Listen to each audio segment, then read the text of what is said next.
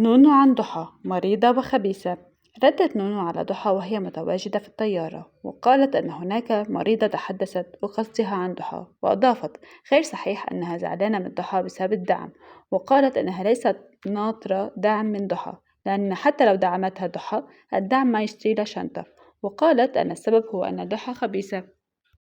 جايز أنا سمعت واحدة كتير مريضة حرام أفلام ودراما، وشو مفكرة إنه أنا زعلانة لأنها ما دعمتني. حبيبتي أنا دعمتك صار لي 6 أشهر من يوم ما بديت التيك توك.